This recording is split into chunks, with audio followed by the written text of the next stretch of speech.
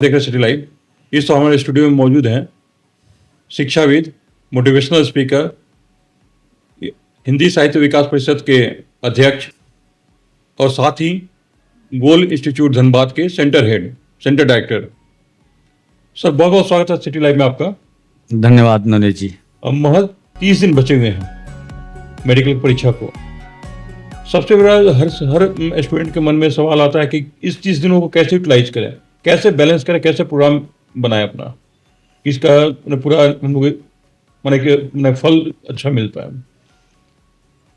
देखिए, सबसे बड़ी चीज है कि मेडिकल का कंपटीशन इंडिया के टफेस्ट कंपटीशन में से एक माना जाता है, और तब जबकि मात्र 30 दिन बचे हुए हैं तो लास्ट पीरियड में स्टूडेंट का मैक्सिमम क्वेश्चन पे practice, revision and doubt session, यही उनको रिजल्ट तक पहुंचाता है। तो सच ये है कि ये 30 दिन की स्मार्ट स्टडी प्लान अगर बच्चे करें और अच्छे स्ट्रेटजी के साथ अगर इस 30 दिन को कॉन्फिडेंस के साथ सही यूटिलाइज कर लें तो बेशक साधारण बच्चे भी असाधारण रिजल्ट ले सकते हैं। तो 30 दिन के लिए इनका टाइम मैनेजमेंट बहुत परफेक्ट होना चाहिए जी, एंड एवरी डे की एक टारगेटेड स्टडी होना चाहिए। एंड जितने भी टेस्ट दे रहे हैं तो टेस्ट के बाद एनालाइज करना बहुत अनिवार्य है। सर ये तो मान लीजिए गोल का पैटर्न अपना एक अलग होता है, गोल ऑफ संस्थान आते हैं, बच्चे को वहाँ पे बहुत कुछ सिखाया जाता है। लेकिन जो बच्चे संस्थान, अगर मैं नॉर्मल बच्चे की बात करें जो खुद से भी तैयारी करें या कोई दूसरे संस्थान से जुड़े हुए हैं, उनको कैसे मैनेज करना होगा चीज़ों को? देखिए, समझना ये है कि कोविड काल के बाद फिर जो पुरानी पैटर्न थी अब नीट तो का वही वापस आ गए। तो 180 क्वेश्चन होंगे एंड 180 मिनट्स उनको समय मिलेंगे। तो उस हालात में चाहे बच्चे गोल संस्थान से जुड़े हुए हों या कहीं से भी तैयारी कर रहे हों, ये समझना जरूरी है क्योंकि एनटीए नीट को ले रही है और वो बाध्य हैं कि किसी भी हाल में एनसीईआरटी से ही क्वेश्चन वो पूछेंगे। तो हर वो बच्चा जो नीट को ब्रेक करना चाहता है उनको एनसीईआरटी पे ही फोकस्ड होना चाहिए, एंड एनसीईआरटी बेस्ड ही उनका मैक्सिमम क्वेश्चन की प्रैक्टिस उन्हें करना चाहिए। एंड अगर घर में भी वो बच्चे हैं जी सर, तो पहले वाले नीट पैटर्न के जो भी क्वेश्चन उनके पास अवेलेबल हैं या जो एमसीक्यू अब तक टेस्ट हुआ है, एग्जाम हुआ है, या फिर वो बच्चे जो नीट की तैयारी कर रहे हैं बट फिजिक्स केमिस्ट्री के लेवल को जरा सा ऊपर करना होता है, क्योंकि मेडिकल वाले तैयारी करने वाले बच्चे को सबसे ज्यादा प्रॉब्लम फिजिक्स में होता है। और आप हम लोग समझ पा रहे हैं कि आज सेकंड फेज जेईई मेन का सेकंड डे है आज एग्जाम का, तो एनटीए वहां क्वेश्चन पूछ रही है तो वो भी फिजिक्स केमिस्ट्री का क्वेश्चन एनसीईआरटी से ही पूछती है। तो जेईई मेन के क्वेश्चन जो फिजिक्स केमिस्ट्री के हैं वो भी वो बनाएं, एंड एमसीक्यू जो नीट का उनके पास क्वेश्चन पेपर अवेलेबल हो वो भी दें, मतलब एंड एनसीईआरटी बेस्ड ही वो क्वेश्चन की प्रैक्टिस करें। जो पुराने साल के क्वेश्चन है उनको भी रिवीजन करना जरूरी है, एकदम करना जरूरी है। लेकिन उसमें एक प्रिकॉशन रखने की जरूरत है, क्योंकि पहले जो था पिछली बार के पहले तक 2024 के पहले फिजिक्स केमिस्ट्री बायोलॉजी में 90 चैप्टर से क्वेश्चन पूछे जा रहे थे, और फिलहाल उससे कुछ चैप्टर कट किया गया है।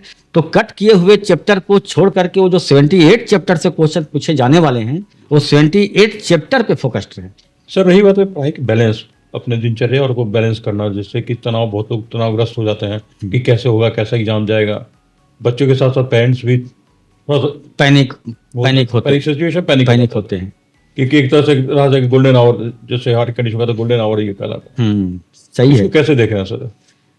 देखिए, सबसे बड़ी चीज ये है कि पेरेंट्स एंड अभिभावक से भी मैं गुजारिश करूंगा आपके चैनल के माध्यम से जी, कि बच्चे को कभी पैनिक सिचुएशन होने ना दें और उन्हें कोई दबाव नहीं दें, प्रेशर नहीं दें। बच्चे जो जवाबदेही और जिम्मेवारी खुद समझते हैं, फिलहाल उन्हें अब उनकी मनोबल को बढ़ाने की जरूरत है, उनके उत्साह को बढ़ाने की जरूरत है। तो जब वो खुश रहकर पढ़ते हैं, हंस कर पढ़ते हैं तो मार्क्स बढ़ता है जी, और जब वो तनाव और दबाव में पढ़ते हैं तो मार्क्स घटता है। नहीं कहे तो अब बच्चे को तनाव नहीं लेना चाहिए, बिल्कुल नहीं चाहिए कि वो स्ट्रेस ना दे बच्चे को, जैसे जो पढ़ाई हो उसी को रिवीजन करें। क्योंकि समझना ये है कि जो पार्ट उन्होंने अब तक पढ़ाई किया है, क्योंकि मान लिया कि बहुत सारे बच्चे अब लास्ट पीरियड में करते क्या है कि फिजिक्स में मेरा ये टॉपिक वीक है, अब हम उसका रिवीजन कर लेते हैं, बहुत सारे टॉपिक को निकाल कर रखते हैं और उन चीजों को अब पढ़ना शुरू करते हैं। जी। सच ये है कि जो टॉपिक उनका पढ़ा हुआ है उसी टॉपिक को अगर बार बार रिवीजन करते हैं बेटर, तब उनका बेटर आउटपुट होता है। Yes. यानी कि हम लोग ये कह सकते हैं कि अब छात्रों को उन्हीं चीजों पर अपने एनर्जी एंड टाइम को वहीं पर लगाना चाहिए जहां से मैक्सिमम आउटपुट मिल जाए, जहां से डायरेक्ट तो वो मार्क्स को इनहांस कर सके। माने जो टॉपिक उनका क्लियर है उसको ही फोकस करें, बस वही फोकस करें। अननेसेसरी मतलब दूसरे टॉपिक जो छूट रहा है उनका उसको छोड़ देना बेहतर है। उसको छोड़ देना ही बेहतर है। अभी के समय में ये जानना जरूरी है कि क्या पढ़ना चाहिए और क्या छोड़ देना चाहिए। जी। तो पढ़ने तो अनिवार्य है ही, लेकिन उससे ज्यादा अनिवार्य हो गया है कि क्या हमको अब छोड़ देना चाहिए। और मान लिया कि अगर हमने कहा कि 180 क्वेश्चन पूछे जाते हैं, 180 क्वेश्चन पूछे जाएंगे, 180 क्वेश्चन में 90 क्वेश्चन बायोलॉजी से पूछे जाएंगे, तो स्टूडेंट को यह भी समझना है कि अब अपने पढ़ाई का 50% टाइम अब हम बायोलॉजी पर दें, then chemistry and then physics. रही बात सर, आप बोल रहे थे कि 2024 तक पैटर्न कुछ अलग था, इस बार 25 में पैटर्न चेंज हुई है। हाँ, तो इसमें 180 में 180 क्वेश्चन, 180 मिनट में 180 क्वेश्चन को सॉल्व करना है। अब रही बात, जैसे आपने प्रैक्टिस की बात कहा, पुराने क्वेश्चंस को देखने की बात कही, उसको कैसे मैनेज करें जब जो पैटर्न अलग था? पैटर्न अलग इन द सेंस कि पहले जो क्वेश्चन थे जी। वो 200 क्वेश्चन पूछे जा रहे थे कोविड काल के बाद। 200 क्वेश्चन, जी। जिसमें 180 क्वेश्चन बनाना था। अच्छा। एंड हर ये जो 4 सब्जेक्ट हैं, फिजिक्स, केमिस्ट्री, बॉटनी, जूलॉजी, वो 4 सब्जेक्ट से 5 क्वेश्चन इनको छोड़ने का ऑप्शन था। ओके। कि 5 क्वेश्चन आप बनाएं जो बन जाए एंड 5 क्वेश्चन आप छोड़ दें। तो इसमें इस बार जो 180 क्वेश्चन आ रहा है उसमें आपको कोई छोड़ना नहीं है, कुछ छोड़ना नहीं है। 180 क्वेश्चन बनाने की बात है। और नेगेटिव मार्किंग भी रहती है। नेगेटिव मार्किंग जो पहले था आज भी है, 1/4 नेगेटिव मार्किंग है। 1/4 नेगेटिव मार्किंग है। मतलब पहले सॉल्व करें उनको जो आप जानते हैं 100% में श्योर है, उनको आप सॉल्व करें। हाँ हाँ। रही बात है सर कि आजकल सोशल मीडिया का ट्रेंड काफी चला हुआ है, माने कुछ भटकाव हो जाती है। आप हमेशा बहुत वो बच्चों को गाइड करते हैं कि आप सोशल मीडिया से पढ़ना है, क्रैक करना है तो आप सोशल मीडिया से दूर रहिए। नवनीत जी, ये बहुत अनिवार्य है। ये आपका हमेशा शुरू से रहा फोकस। मैं 2-3 साल से आपको देख रहा हूँ, हमेशा बच्चे को यही कहते थे कि यार कोविड तो आया, सोशल मीडिया से जोड़ दिया। देखिए, ऑनलाइन प्लेटफॉर्म से जो भी बच्चे आ रहे हैं उनका बेस वीक हो जा रहा है। जी। हम लोगों ने ये महसूस किया है कि और अब तो एक एजुकेशन सर्वे भी बता रहा है इंडिया का कि 4 से 5 घंटे यहाँ के युवा समय दे रहे हैं एंड्रॉयड फोन पे। जी। तो उनका, और बच्चे भी बड़े स्मार्ट हैं, वो बता देने में सक्षम है अपने माँ पिता को कि हम यूट्यूब से पढ़ लेते हैं, डाउट्स क्लियर कर लेते हैं। सच तो ये है कि वो जितना ज्यादा बेनिफिट नहीं लेते हैं उससे ज्यादा कहीं उनका नुकसान हो जा रहा है। तो वहां तो उनको बचने की जरूरत, क्योंकि अब तो एक रिसर्च भी आया हुआ है कि हमारे फिंगर टिप्स में जो न्यूरॉन है वो हमारे ब्रेन के न्यूरॉन को एक्टिवेट करता है जब हम ऑफलाइन पे मैक्सिमम क्वेश्चन की प्रैक्टिस करते हैं। तो जो कंपटीशन के लिए अनिवार्य है स्पीड के साथ एक्यूरेसी, वो मैक्सिमम प्रैक्टिस से ही आ सकता है। वो संभव नहीं है कि वो बच्चे ऑनलाइन से उन चीजों को बेनिफिट ले पाए। पहले आप जैसे कोविड काल में तो आपने भी बच्चे लोग जो आपके साथ जुड़े हुए थे, जो आपके कोर्स ले रखे थे, उनको ने आपने भी ऑनलाइन टिप्स दिया, ऑनलाइन पढ़ाया भी उस समय को देखते हुए। लेकिन पूरी प्रिकॉशन, हम लोगों ने पूरी प्रिकॉशन लिया। बच्चे से डायरेक्ट हम लोग कॉल पे भी कनेक्ट रहे एंड पेरेंट्स को भी ये बताए कि एक लिमिट दायरा, एक लिमिट टाइम के लिए आप बच्चों को मोबाइल दें। क्योंकि ये जो बच्चे टीनेजर हैं, इनमें उतनी ज्यादा समझ नहीं है, उतनी ज्यादा मैच्योरिटी नहीं है कि उस टेक्नोलॉजी को बहुत सावधानी से यूज कर सके। क्योंकि आपके जो भी टॉपर रहे हैं, हमने इंटरव्यू किया था उनका, तो उन्होंने अपने सबने बताया कि हम लोग कभी 1 साल 2 साल से मोबाइल से दूर है, मोबाइल कुछ हुआ तक नहीं है। हाँ, कंप्लीट। आप तो जानते हैं कि हम लोगों के यहाँ मोबाइल कंप्लीट प्रोहिबिटेड होता है एंड 1-8 घंटे के लिए दिया जाता है। चूंकि कोविड काल के बाद के बच्चे हैं, मोबाइल के बगैर वो रह नहीं सकते, तो उनको 1-8 घंटे के लिए दिया जाता है। लेकिन बहुत ऐसे कम बच्चे हैं, लेस देन 1% हम कह सकते हैं, कि जो शायद थोड़ा बहुत टेक्नोलॉजी का बेनिफिट ले सके। तो टेक्नोलॉजी के साथ रहें, बट दायरा उसे सीमित करें। तो बच्चों के साथ साथ पेरेंट्स को भी ज्यादा जागरूक होना चाहिए। बच्चे क्या देख रहे हैं, निगरानी जरूरी है कि पेरेंटल केयर बहुत मस्ट है। पेरेंटल केयर बहुत मस्ट है। एक माँ पिता की, अभिभावक की एक बड़ी जवाबदेही बन जाती है। और तब जबकि अब ज़्यादा ये हो जाता है जब मात्र 30 डेज बचा हुआ है, क्योंकि इस पीरियड में बच्चे पैनिक होते हैं, प्रेशर में होते हैं और लगता है कि पता नहीं होगा या नहीं होगा, नहीं होगा तो मेरे माँ पिता क्या कहेंगे, मेरे टीचर्स क्या कहेंगे। तो बच्चे को फियर फैक्टर से ऊपर उठ करके काम करने की जरूरत है, क्योंकि हमारा ये मानना है कि सफलता का सबसे बड़ा दुश्मन असफलता का डर, फियर ऑफ अनसक्सेस। और फियर ऑफ अनसक्सेस से जब ऊपर उठते हैं और उस डर को हटाने के लिए हम लोग बच्चों को बताते हैं कि आप जो टेस्ट देते हैं, प्रैक्टिस कर रहे हैं, तो दूसरे स्टूडेंट से कभी भी अपने मार्क्स की तुलना नहीं कीजिए, आप अपने कमियों पे काम कीजिएगा, आपका मार्क्स बढ़ेगा। सर प्रैक्टिस की बात कहें कि आपको अभी मैंने बहुत ज़्यादा प्रैक्टिस मैंने क्वेश्चन सॉल्व करना चाहिए, ये रिवाइज ज़्यादा करना है, इसके लिए क्या मैंने बच्चों को टिप्स देना चाहेंगे? एक किस तरह का क्या टॉपिक्स को चुनना चाहिए जिसको इजीली मतलब कि इस पीरियड में वो चुने? एक चीजें हैं कि मान लिया कि एनसीईआरटी बेस्ड अब तक उन लोगों ने बहुत सारा टेस्ट बच्चे दिए हैं, दिए होंगे। एनसीईआरटी बेस्ड बहुत सारे उन्होंने पैटर्न का क्वेश्चन बनाया होगा। एनसीईआरटी का एक्सरसाइज का क्वेश्चन जरा सा लेंदी होता है, लेकिन सॉल्व एग्जाम्पल कम से कम एटलीस्ट उनको जरूर बना लेना चाहिए। तो जो भी क्वेश्चन अब तक उन्होंने बनाया है, जहां भी उनका मिस्टेक्स कमिटेड है, जहां गलतियां हुई हैं, वैसे क्वेश्चन को, यानी कि उन्होंने पहले एनर्जी एंड टाइम वहां दिया है, तो जहां पर टाइम दिया है वैसे क्वेश्चन को एक बार फिर रिसॉल्व करना चाहिए एंड इंपॉर्टेंट पॉइंट को शॉर्ट नोट्स में लेकर जाना चाहिए। शॉर्ट नोट्स जिसे हम लोग रिकॉल डायरी कहते हैं, क्योंकि बच्चे अगर एक हम लोग रात पर जाते हैं तो ह्यूमन नेचर है कि बेड पर जाने के बाद एट ए टाइम नींद नहीं आता है। तो जो हमने शॉर्ट नोट्स बनाया है फिजिक्स, केमिस्ट्री, बॉटनी, जूलॉजी का, वो 1 बाय 1 बारी बारी करके आज कुछ का तो वो रिवाइज करते करते वो काम कर लें। दूसरी चीजें कि टॉपिक वाइज क्वेश्चन बनाएं या होल सिलेबस। सच ये है कि अभी होल लेंथ का ही टेस्ट देना चाहिए एंड जहां जहां जो टॉपिक पढ़े हैं उसका जो भी क्वेश्चन है उसको सॉल्व करना चाहिए। तो मैक्सिमम क्वेश्चन प्रैक्टिस करेंगे तो उनका कॉन्फिडेंस आएगा। यहाँ पर देखिए बचना होता है सबसे ज्यादा अनिवार्य, और जो सबसे ज्यादा बड़ा चैलेंज है वो है निगेटिव मार्किंग को मिनिमाइज करना। निगेटिव मार्किंग की हम लोग बच्चों को सलाह देते हैं कि आपका लेस देन 10 निगेटिव मार्किंग होना चाहिए, इससे ज्यादा नहीं होना चाहिए। अगर इससे ज्यादा हो रहा है तो आप 4 चॉइस दिए जाते हैं एंड कही जाती है कि कंपटीशन, और इतनी बड़ी कंपटीशन जहां पर 24 लाख प्लस बच्चे बैठ रहे हैं हर वर्ष, लेस देन 2% में इनको आना होता है गवर्नमेंट कॉलेज लेने के लिए। तो ऐसी हालात में ये जो प्रोसेस है वो सिलेक्शन का प्रोसेस नहीं है, ये प्रोसेस ऑफ एलिमिनेशन है, भीड़ को हटाने की व्यवस्था है। तो वो बच्चे अब क्या कर रहे हैं दूसरे स्टूडेंट से अलग कि आपका रिजल्ट हो जाना चाहिए, लेस देन 2% में आप क्यों आ जाए। ये जवाबदेही और जिम्मेवारी, और ये जवाबदेही और जिम्मेवारी देते हुए हम लोग अपने बच्चों को बताते भी हैं कि आप ये समझें कि अगर आप सक्सेस होते हैं तो 90% जिम्मेवार और हकदार आप हैं, और अगर आप असफल होते हैं तो इसके भी जवाबदेही आपको लेना होगा। और ये जब बच्चे जो अपने हाथों में ले लेते हैं तो अपने एक्सपर्ट से या टीचर से वो सारी चीजें ले लेते हैं। मतलब कि सेल्फ रियलाइजेशन आपको होनी चाहिए कि हर चीज के लिए आप जिम्मेवार हैं। बिल्कुल, अगर आप सक्सेस करते हैं तो आप ही हैं, अगर फेलियर करते हो तो आप ही हैं। और जब ये चीजें जब बच्चे के अंदर में आता है तो उनको लगता है कि अब हमारे लाइफ में मिरेकल कोई और नहीं करने वाला, जब तक हम नहीं चाहेंगे तब तक कुछ नहीं होने वाला। और जब ये जवाबदेही जिम्मेवारी से जब बच्चे आगे बढ़ते हैं ना, तो फिर वहां पर ये चीजें होती है, और स्टूडेंट को हम लोग बताते भी हैं कि एक चीज जरूर समझिए आप कि जो आप फियर ऑफ अनसक्सेस आप पर हावी हो रहा है और जिसकी वजह से आप क्वालिटी स्टडी नहीं कर पा रहे हैं, अब रिजल्ट के लिए जो अनिवार्य है एवरीडे की जो कंसिस्टेंसी है, कंसंट्रेशन है, वो आपका मेंटेन नहीं हो पा रहा है।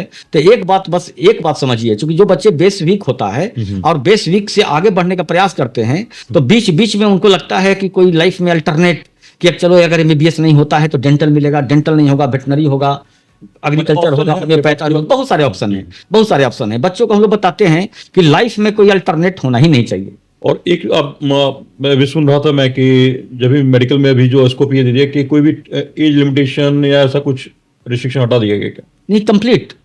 अगर हम लोग जेई मेन की बात करें तो वहां पर 3 चांस लिमिट है। अगर जेई मेन की बात करें जहां से NIT में एडमिशन होता है, और जहां बच्चे जेई मेन में अभी जो एग्जामिनेशन चल रही है उसमें 2.5 लाख बच्चे अगर तक रैंक लाते हैं तो जेई एडवांस में बैठ सकते हैं, IT के लिए एलिजिबल हैं। और वहां पर तो जेई एडवांस में 2 चांस लिमिट है, और अपीयरिंग से ही देना है कंसिक्यूटिव। 3rd ईयर NIT का चांस खत्म, 2nd ईयर IT का चांस खत्म। बट नीट जो है ना, इसमें चांस लिमिट खत्म है, एज लिमिट खत्म है, यानी कि पेशेंस है तो डॉक्टर बनेंगे। इसीलिए हम लोग बच्चों को बताते हैं पेशेंस रखना है। और फिर हम लोग बच्चों को ये बताते हैं कि आपको अफसोस तब नहीं होता है जब आपने अपना बेस्ट दिया और नहीं हुआ। अफसोस तब होता है कि आपके साथ का रहने वाला बच्चा, आप ही के लेवल का बच्चा, कंसिस्टेंसी को मेंटेन किया और अपना हर आज को अपना बना लिया और फिर वो ले लिया। और अगर आपका फिर ना भी होता है तो लगता है कि चलो हमें मलाल नहीं है कि हमने अपना बेस्ट नहीं दिया। वो वही लेवल जो आपको आया, तो ये 30 डेज का मेहनत, तो वैसे बच्चे जो डरते हैं उनको ये मैं संदेश देना चाहूँगा सिटी लाइव आपके चैनल के माध्यम से कि मेडिकल में अगर वैसे बच्चे जिनका ग्राफ बढ़ रहा है, और अगर किसी कारणवश, क्योंकि बहुत सारे बच्चे ऐसे, अभी हमारे यहाँ एक दिग्विजय हैं जो देवघर से आए थे, और देखिए कि 26 मार्क्स लाने के बाद उनको इस बार चूंकि कट ऑफ आई गई तो उनका गवर्नमेंट कॉलेज नहीं मिला, और अभी वो बॉयज हॉस्टल में हैं और वो लगातार पढ़ाई कर रहे हैं कि नहीं सर मुझे डेंटल में नहीं जाना है। झारखंड में 50 सीट्स हैं डेंटल गवर्नमेंट के रिम्स में। तो उसने कहा कि नहीं सर मुझे एक बार फिर हमने उन्हें रोका, हमने उन्हें बताया कि बेटा आप नेक्स्ट ईयर तुम रुकोगे तो हम जानते हैं कि तुम्हारे अंदर वो कॉन्फिडेंस आया हुआ है, मलाल तो जरा सा रह गया है कि थोड़ा सा के लिए MBBS छूटा, लेकिन अब अगर आप मेहनत करेंगे तो इंडिया के बेस्ट कॉलेज आपको मिलने वाली है। तो वैसे बच्चे फिर रुकते हैं, फिर अगली बार नहीं। ये तो खैर आपका, मैंने आपको काफी लोगों को मोटिवेट करते हुए देखा हुआ है कि इंटरव्यू आपको मैंने काफी पहले किया हुआ है कि बच्चों को आप मोटिवेट करते हैं कि घबराना नहीं है, इस बार नहीं तो और बेहतर करना। बहुत ऐसे बच्चे हैं जो आपके यहाँ की हैं, देखिए नवनीत जी, बेहतर करने के लिए मैंने दोबारा एग्जाम दिए हैं। देखिए नवनीत जी, मैं आपको बताऊं कि एजुकेशन सर्वे इंडिया का ये बताता है, और जो बच्चे बैठ रहे हैं उनके जो परसेंटेज रिजल्ट आ रहे हैं, जैसा कि मैंने बताया कि लेस देन 2% में आना होता है, लेकिन मैं बताऊं कि हमारे यहाँ से शायद गोल को इसीलिए इंडिया टुडे सर्वे में ईस्टर्न इंडिया का रिजल्ट ओरिएंटेशन के लिए नंबर 1 इंस्टीट्यूट माना गया। ईस्टर्न इंडिया में हम लोग हैं भी, हम लोग हैं ही ईस्टर्न इंडिया में, लेकिन हम यहाँ हम लोग जो देखते हैं कि कम बच्चों में परसेंटेज रिजल्ट बड़ा बेटर है। यहाँ के स्कूलिंग भी बहुत अच्छे हैं, मैं ये कह सकता हूँ कि स्कूलिंग भी अच्छे हैं। यहाँ के जो टीचर स्कूल में जो पढ़ा रहे हैं उनकी पढ़ाई भी अच्छी है, क्योंकि वो बेस बना कर देते हैं तो हम लोग का ज़्यादातर काम जो है जो आसान हो जाता है। एक और बात कहें सर कि बहुत बहुत बधाई भी देंगे इसके लिए कि आपका बच्चा खुद नीट क्वालिफाई किया अभी फर्स्ट अटेम्प्ट में। अरे क्या बात, चलिए बड़ा। हाँ, तो ये रहा कि उसने भी घर त्याग गया, मतलब जो आपने शिक्षा दूसरों को देते हैं वो खुद उसने मैंने खुद अपने अंदर वो निखारा और वो खुद वो डेवलप किया कि वो खुद घर से दूर रह के पढ़ा, मतलब हॉस्टल में रह के पढ़ा। आप आपने बातें बताया है तो मुझे याद आ रहा है सौरभ सागर, और बहुत अच्छा हमारे यहाँ के जो टेस्ट सीरीज था गोल का उसमें बड़ा बढ़िया कर रहे थे ITS स्पॉट टेस्ट DPP में, और अप्रॉक्स 650 या इससे प्लस मार्क्स उनका रहता था, लेकिन उन्होंने अपने लक्ष्य को प्रतिष्ठा से जोड़ लिया। बच्चे को अपने लक्ष्य को प्रतिष्ठा से जोड़ना भी चाहिए, जरूरी है, बहुत जरूरी। ये जवाबदेही जिम्मेदारी देता है, ये जवाबदेही जिम्मेदारी देता है। तो उस समय मुझे याद है कि जब एग्जाम के दिन हम लोग उनको लेकर जा रहे थे, अभी तो सेकंड ईयर में हैं, जब जा रहे थे लेकर के, तो मेरे घर में एक छोटा सा प्रार्थना का जगह है, तो हमने कहा बेटे को कि बेटा गॉड को याद करो, प्रणाम करो और चलो एग्जाम देने। तो वो कहता है कि पापा आज एग्जाम मेरा नहीं, एग्जाम तो आपका है। बात सही है। एक्चुअली उसको दिमाग में ये बना हुआ था, हम ये सुनकर के बड़ा डर गए कि उसको लग रहा है, और उसने बाद में बताया भी कि हमारे आपके संस्थान से पापा इतने बच्चे मेडिकल निकाले, इतने बच्चे इंडिया के लगभग हर मेडिकल कॉलेज में गोल के बच्चे गए, और अगर मेरा नहीं होगा तो क्वेश्चन आएगा कि फिर आपके अपने बच्चे ने क्या किया। तो उनका अपना इंटरेस्ट था। जिस दिन उन्होंने कह दिया था कि पापा हमको मेडिकल में ही जाना है, हमने कहा भी कि बेटा पहले तुम सोच लो कि तुम्हारा अगर इंटरेस्ट है डॉक्टर बनने की, मेडिकल फील्ड में जाने की, तब वो करना है। ऐसा नहीं सोचना है कि संस्थान के धनबाद सेंटर के पापा हेड हैं और ये इतने बच्चे यहाँ से डॉक्टर बन रहे हैं तो मुझे भी डॉक्टर बनना है। बेटा को तो कॉन्फिडेंस था, क्या आपको डर था क्या? नहीं, हमें डर नहीं था, हमें डर नहीं था। तभी तो हमने कहा कि जैसे ही उसने कहा कि मुझे डॉक्टर ही बनना है, ये जब जीत आई उसके अंदर, तो हमने कहा कि फिर आप एक काम कीजिए, अब मेरे घर का दरवाजा आपके लिए बंद है, आप सीधा हॉस्टल में जाइए, जैसे सारे बच्चे रह रहे हैं वैसे पढ़ाई कीजिए, जो भोजन मिल रहा है वही खाना खाइए। और सच है कि उसने साबित करके दिखाया। ये चीजें मुझे भी कॉन्फिडेंस दिलाया, फर्स्ट अटैम्प्ट में उसका हो गया, कॉन्फिडेंस दिलाया मुझे ये चीजें। एनसीईआरटी की वो बात हुई कि सर बहुत ज्यादा काफी इंपॉर्टेंट है इस एग्जाम को लेकर। इसके अलावा सर कुछ टेस्ट सीरीज की जो आपके गोल्स का टेस्ट सीरीज होता है, हाँ तो वो कितना लाभदायक होता है लोग बच्चे लोग के लिए? देखिए, एक चीज समझना है नवनीत जी जी। कि हमारे यहाँ जो टेस्ट होता है, और ये कहते हुए हमें गर्व भी होता है कि इंडिया में सबसे ज्यादा एनसीईआरटी बेस्ड टेस्ट लेने वाला संस्थान गोल है। गोल संस्थान की शुरुआत 1997 में हमारे गोल इंस्टीट्यूट के founder and managing director Shri Vipin sir के द्वारा पटना से शुरुआत किया गया था। जी। और उस समय हम लोग पायोनियर थे, क्योंकि उस समय बहुत सारे संस्थान थे इंडिया में जो कोचिंग क्लासेस करवाते थे, क्लास टेस्ट लेते थे, स्टडी मटेरियल का पैकेज भेजते थे। लेकिन हम लोगों ने ये सोचा कि बच्चे कहीं भी पढ़ाई कर रहे हों, लेकिन उनको एक जज करने का सिस्टम होना चाहिए कि आपका लेवल है क्या और आपकी पढ़ाई सही डायरेक्शन में हो रहा है कि नहीं। तो ये बड़ी सोच था हमारे फाउंडर एनएनडी विपिन सर का। उन्होंने शुरुआत किया तो उस समय हम लोग गोल प्रैक्टिस सेंटर थे। धनबाद में हम गोल प्रैक्टिस सेंटर के नाम से यहाँ आए थे। 6 फरवरी 2003 को यहाँ हम लोगों ने ओपनिंग किया था। उसके बाद से जब हमने देखा कि बच्चे का बेस वीक है, लैक ऑफ कॉन्सेप्ट है, तो इनको क्लासेस की जरूरत है, तो फिर हम लोगों ने क्लासेस शुरू किया। मैं आपको बता रहा हूं, और तब से लेकर आज तक जी। जितनी बार भी पैटर्न चेंज हुए, ऑब्जेक्टिव से सब्जेक्टिव हुए, हम लोगों ने अपने आप को अपडेट किया, अपग्रेड किया और उस तरीके से बदलते चले गए। आपने एनसीईआरटी की चूंकि बात किया है, अब आज इंडिया के जितने भी कंपटीशन हैं जी। मेडिकल को छोड़ करके भी सारे कंपटीशन लगभग एनसीईआरटी बेस्ड है। इसलिए एनसीईआरटी पे हम बच्चों को बताते हैं कि आप जो देखते हैं एनसीईआरटी की बुक, इंडिया के टॉप रिसर्च स्कॉलर इसे लिखते हैं और उसके हर लाइन में 2-4-5 लाइन छुपा हुआ है। जी। हम लोग जितनी बार बच्चे पढ़ते हैं उतनी बार कुछ नई बातें आती है। तो एनसीईआरटी के छुपे हुए रहस्य को जो बच्चा जान जाता है ना, वही टॉपर भी होता है। जैसा कि आपने देखा कि पिछली बार आस्था अग्रवाल आपके धनबाद की बच्ची, एक गोविंदपुर का भी बच्चा था, झारखंड की फर्स्ट रैंकर थी। जी। और इस बार भी झारखंड के टॉप 10 में गोल के 6 स्टूडेंट हैं। आप ये समझें, हम लोग इसीलिए बच्चों को कहते भी हैं, और जरा सा अपने अंदाज में हम बोलते हैं कि यूं ही नहीं मैं डॉक्टर बन जाता हूं। क्योंकि गोल की जो एक्सपर्ट पैनल है, जो रिसर्च टीम है, जी। जो बिहाइंड पर्दे के पीछे एनसीईआरटी पे काम करती है, गोल की देखिए एक खासियत है कि गोल में क्लास लेने वाले टीचर कोई और होते हैं एंड टेस्ट को लेने वाली बॉडी कोई और होती है।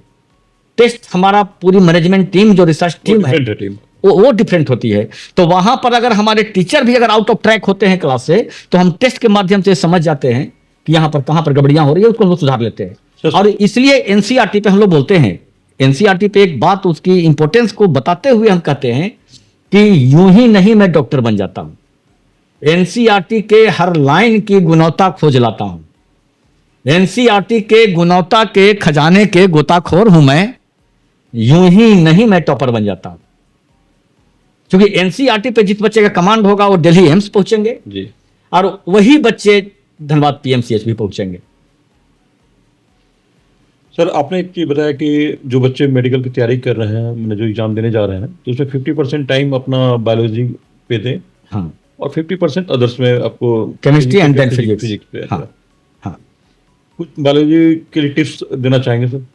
बायोलॉजी के लिए मैं ये कहूंगा कि इनऑर्गेनिक, कौन सा topic? Organic and biology. जी। क्योंकि जो बच्चे अब तक, चूंकि फिजिक्स बायो वाले बच्चे को फिजिक्स में ज्यादा ट्रबल होता है जी। एंड फिजिक्स चूंकि कैलकुलेटिव पार्ट हो जाता है, तो वो बच्चे जो सीबीएसई से नहीं है या फिर जो वो स्टूडेंट जिन्होंने अब तक फिजिक्स का एनसीईआरटी नहीं पढ़ा है, तो अब वो फिजिक्स की एनसीईआरटी 30 दिन को ना पढ़ें, लेकिन एनसीईआरटी बेस्ट क्वेश्चन बनाएं। इनऑर्गेनिक, ऑर्गेनिक, बायोलॉजी, ये 3 पार्ट मेमोरी बेस्ड पार्ट है, इसलिए इसको किसी भी हाल में एनसीईआरटी से बियॉन्ड नहीं जाएं। फिजिक्स, केमिस्ट्री, बायोलॉजी तीनों में कुछ ऐसे इंपॉर्टेंट टॉपिक हैं जो आप प्रैक्टिस करते हैं या प्रीवियस ईयर का क्वेश्चन बनाते हैं, तो बच्चे को एहसास हो जाता है कि फिजिक्स के कौन से टॉपिक लाइक मॉडर्न हैं, करंट हैं, इलेक्ट्रोस्टैट हैं, ऑप्टिक्स में वेव एंड प्रिज्म हैं। इसी तरीके से अगर हम लोग केमिस्ट्री की बात करें तो पेरियोडिक टेबल है, केमिकल बॉन्डिंग है, कोऑर्डिनेशन कंपाउंड है, इलेक्ट्रोकेमिस्ट्री है, नेम्ड रिएक्शन ऑर्गेनिक का बच्चे के जुबान पर होना चाहिए एंड कन्वर्जन बेस्ड प्रॉब्लम उनको मैक्सिमम बनाना चाहिए। अगर हम लोग बायोलॉजी की बात करें तो प्लांट किंगडम, एनिमल फिजियोलॉजी के साथ ही genetics, reproduction and reproductive health, ecology, ये सब कुछ इंपॉर्टेंट टॉपिक है जहां पर फोकस्ड होना चाहिए। सर, अब एक और बात कहेंगे कि जैसे गोल के संस्थान को लेके हम, ये गोल संस्थान खुद को कहता है कि ये संस्थान नहीं, एक परिवार है। जी हमेशा देखा भी है कि अब बच्चों के साथ साथ उनके पेरेंट्स को भी मोटिवेट करते हैं, उनकी काउंसलिंग करते हैं, कि बच्चे को इनकरेज करते हैं उनके सामने। इसको कैसे कहेंगे दर्शकों को, कैसे दिखाएं? एक्चुअली हम लोग लगातार पेरेंट्स से भी मिलते हैं जी, एंड पेरेंटल रोल है, उनके जवाबदेही जिम्मेवारी को भी एहसास कराते हैं। देखिए हमारे यहाँ से मान लिया कि बहुत सारे ऐसे स्टूडेंट सब बोलते हैं कि सर आज से आपका बच्चा है। हाँ, एक दो बार देखा भी है मैंने। गर्व होता है जी। ये बात सुन करके, क्योंकि गोल कोचिंग संस्थान के रूप में जरूर काम कर रही है, बट हमारे जो संस्थान के संस्थापक हैं उन्होंने वो संस्कारों से सिंचित किया है इसको, जी। और कुछ उसी तरीके से हम लोग आगे बढ़ने का प्रयास भी किए हैं कि हम लोगों का ये मानना है कि एक माँ पिता की सबसे बड़ी कमाई उनके बच्चे हैं, जी, और बड़े जवाबदेही जिम्मेवारी वो हम लोग के हाथों में देते हैं। और जब वो देते हैं तो हम लोगों को ये प्रयास होता है कि बच्चा जिस मीडियम से और जिस लेवल से, जिस बोर्ड से भी आया है, उसको वहां से लेकर के जो सपना इसने देखा है, अगर सपने में जान जरा सा कम भी हो तो हम लोग मोटिवेट करके वहां तक पहुंचाते हैं, और हम लोग ये बताते हैं कि बेटा देख लो कि तुम्हारा सबसे बड़ा मोटिवेशन तुम्हारा फैमिली बैकग्राउंड है, और जो सपने तेरे माँ पिता ने देखा है बट तुम्हारा ये इंटरेस्टेड लक्ष्य है। आज मुझे गर्व होता है कहते हुए कि वो पेरेंट्स आते हैं, जब बात करते हैं और रिजल्ट होता है तो उनकी आंखों में आंसू आ जाती है, और वो बच्चे जो आते हैं बड़े अभावग्रस्त होकर के आते हैं, और बाद में जब एक बच्चा रिजल्ट लेता है तो उसके बाद में उनके फैमिली में न जाने कितने बच्चे डॉक्टर बनने की सिलसिला शुरू हो जाता है।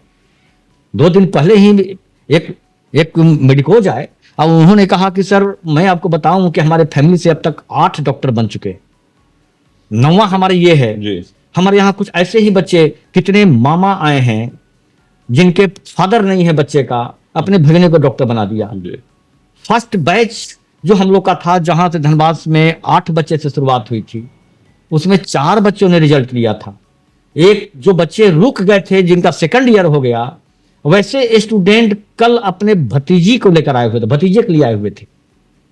उन्होंने बताया कि सर आपने पहचाना, मुझे पूरे याद है वो, जबकि धनबाद के वास्तेपुर से ही वो बच्चा है, डॉक्टर शम्स तबरेज आलम। जी, तो कुछ ऐसे ऐसे बच्चे हैं, और जो हमें अब यही मोटिवेशन हम लोग को देते चला गया, और हम लोगों को लगा कि वो कमिटमेंट जो हम करते हैं उससे ज्यादा कहीं बच्चों को हम लोग पूरा करने का प्रयास करते हैं। क्योंकि मैं देखा भी था कि बहुत बच्चे जो पेरेंट्स हैं जो डॉक्टर बन चुके हैं, आपके संस्थान से बने हैं, उनके बच्चे भी आपके यहाँ पढ़ने आ रहे हैं। सर आया जो आपके यहाँ काम करती है उसके बच्चे हाँ करती हैं। हाँ जो राजमिस्त्री आपके यहाँ काम करता है उसके बच्चे बने हैं, उसके तो बच्चे वास्तव डॉक्टर में बने। कहेंगे तो परिवार ही है। जो वार्डन जी। है हमारे यहाँ वार्डन काम कर रही थी, हाँ। और उनका बेटा आज धनबाद पीएमसीएच में है, मैं जी। नाम नहीं ले रहा हूँ। जी। तो ये बड़ी बातें होती है। टुंडी थाना, आप झारखंड के टुंडी थाना देख रहे हैं कि उस एरिया के एक गार्जियन आए और उनसे हमने कहा कि सर आज आपको कैसा लग रहा है, जिस समय आप आए थे आपको लग रहा था कि पता नहीं मेरी बेटी क्या करेगी। तो कहे कि सर क्या कहें, हमारे जिस जगह में हम हैं, हमारे गांव छोड़िए सर, हमारे ब्लॉक में ही पहली बच्ची है जो एक डॉक्टर बनी है। तो हमारे इलाके में जैसे ऐसे लग रहा है जैसे कि पूरा बड़ा विस्फोट हो गया है, और हमें बड़ा आज सुकून हो रहा है। लोग कह रहे हैं कि देखो आज बच्चे की वजह से मुझे गर्वान्वित हो रहे हैं। तो वैसे बहुत सारे बच्चे हैं। आपने देखा कि झारखंड सरकार द्वारा चलाई गई थी आकांक्षा फोर्टी, फर्स्ट टाइम में मुझे वो दिया गया था कुछ बच्चे का जवाबदेही जिम्मेवारी। उन बच्चों में पल्लवी आए थे देवघर से, रॉबिन आए, विवेक दत्ता आए, अब ये तीनों बच्चे ने मेडिकल निकाला जो झारखंड बोर्ड से थे। आपने देखा कि काजल मुखर्जी जो हीरापुर से आई थी, अभय नारायण सुंदरी से 10th करती है, SSLNT से 10+2 करती है, और टॉपर अवार्ड एम्स तक का रिजल्ट ले रही है। तो ऐसे बहुत सारे बच्चे, बहुत बच्चे का देखा भी मैंने कि मतलब इवन जो चाहते हैं कि घर से रह भी सकते थे, अच्छे मतलब हाँ, तो वो चाहते घर से रह के पढ़ाई कर सकते थे, लेकिन फिर भी वो आपका हॉस्टल चुने। हॉस्टल का उनका पर्पस था। देखिए हॉस्टल जो गोल का है ना, हम लोगों का जो हॉस्टल है, हम लोग पूरी प्रयास करते हैं कि पूरी रख रखाव अच्छे रखें, एंड जहां तक हो सके कुछ दूसरी चीज़ों में बच्चे इन्वॉल्व नहीं हों, और उनकी जो डायरेक्शन है, अगर उनकी जो एनर्जी है, उनकी जो ताकत है, क्योंकि आज के जो बच्चे हैं मैंने कहा कि बड़े एनर्जेटिक हैं, बड़े उत्साही हैं, इनके अंदर बड़ी क्षमता है। और खासकर जो हम लोग देखते हैं कि झारखंड हो या बिहार, बड़े पावरफुल बच्चे हैं। उनके डायरेक्शन को अगर आप सही डायरेक्शन दे दिए, और अगर वो बच्चे आउट ऑफ ट्रैक नहीं हुए, नेगेटिव फ्रेंडशिप हो या मोबाइल की वजह से हो, तो अगर वो बच्चे अगर नेगेटिव ना हुए तो वो फिर जहां चाह वहां रहा। फिर जो ड्रीम देख सकते हैं वो सपना को पूरा करते हैं वो, और वही बच्चे उनके लिए आइकॉन हो जाते हैं, और वो बच्चे फिर अपने घर परिवार के लिए आइकॉन हो जाते सर हैं। गोल को मैंने देखा था एक छोटे से संस्थान से आज एक गोल एम्पायर खड़ा किया है। आगे की भविष्य की क्या योजना है? देखिए, बड़ा बढ़िया क्वेश्चन आपका है। शुरुआती दौर से तो पार्ट वही देखा। था कि हम लोगों ने बड़े सबसे स्ट्रगल पहले किया है, जी। और गोल संस्थान पूरी जमीन से जुड़ी हुई संस्था है, जी। और आपने देखा कि आगे गोल का जो लक्ष्य मैंने है, गोल कभी पीछे मुड़ के नहीं देखा। कभी नहीं मैंने देखा। गोल जैसे तो लक्ष्य, हर वर्ष वो लक्ष्य मतलब हर वर्ष एक कदम आगे। आपने देखा कि जब बड़े बड़े संस्थान, जी। अब बड़े बड़े ब्रांड हाँ। यहाँ आए, हम जैसे लोगों को खड़े खड़े निकल जाएं वो, मैं ये कह सकता हूँ।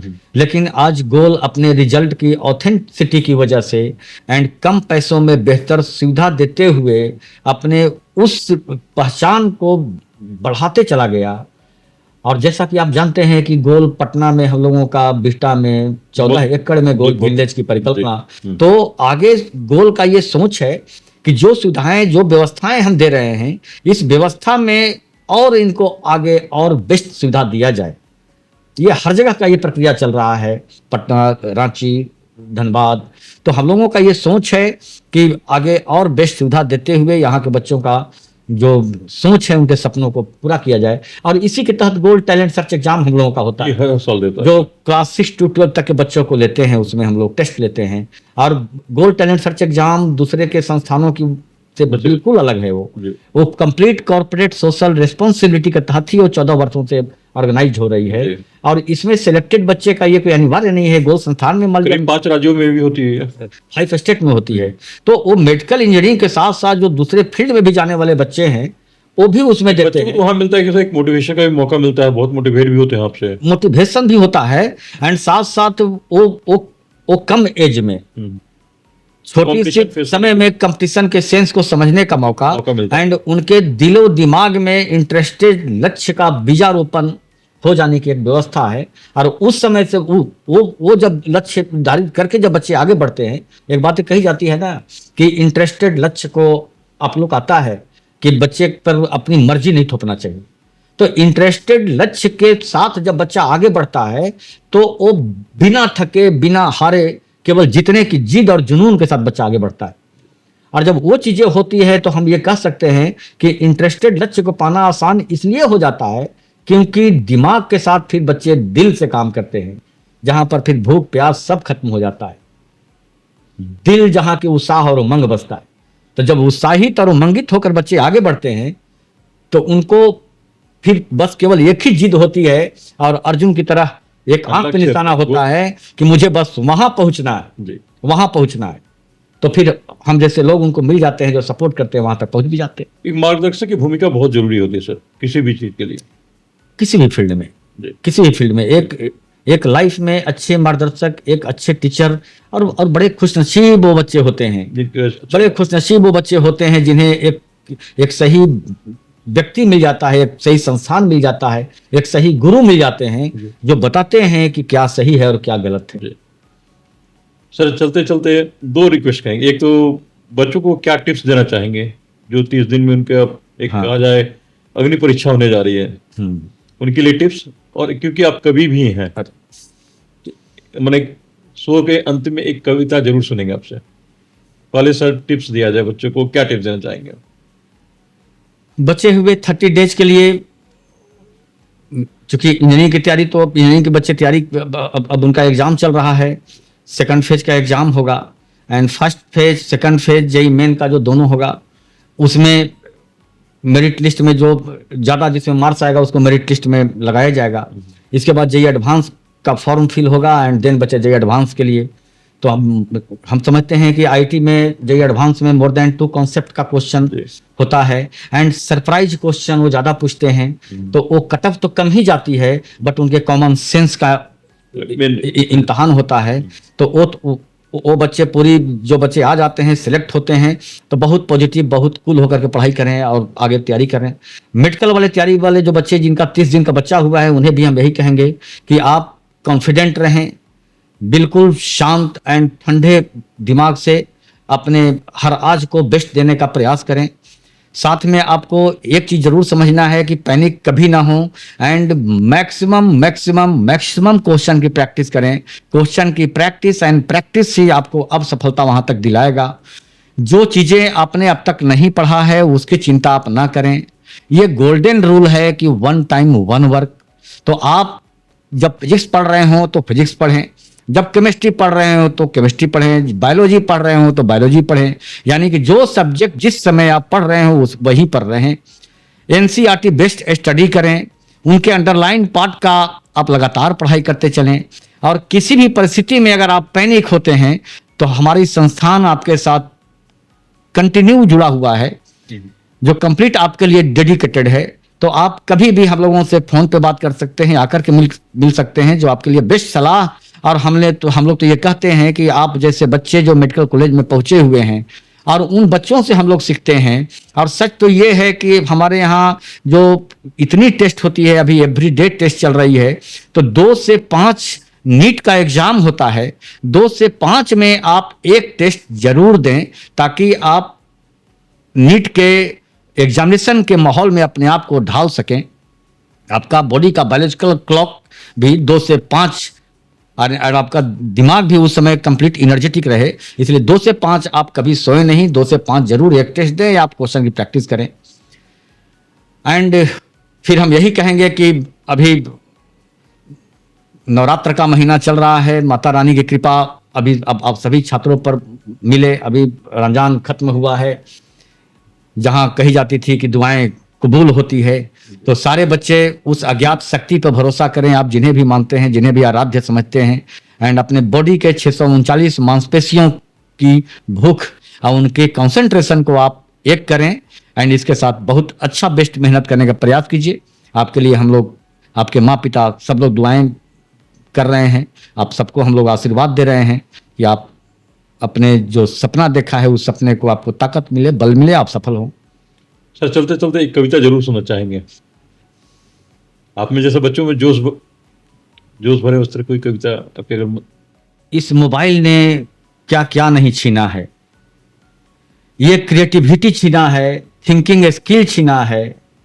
हमें लगता है कि ये सपने को मारने वाला है, ये ड्रीम बस्टर है, ये टाइम किलर है, ये माँ पिता का आशीर्वाद छीना है, गुरु का सम्मान छीना है, और सबसे अनिवार्य जो कंपटीशन को फेस करने के लिए स्पीड के साथ एक्यूरेसी को छीना है। और तब ये कहने को मजबूर हैं कि 21वीं सदी के बच्चे अपने हौसलों को बुलंद करना सीखिए। 21वीं सदी के बच्चे अपने हौसलों को बुलंद करना सीखिए। और मोबाइल चलाना तो सीख गए बेटा, अब 30 दिन बंद करना सीखिए। बहुत बहुत धन्यवाद आपका।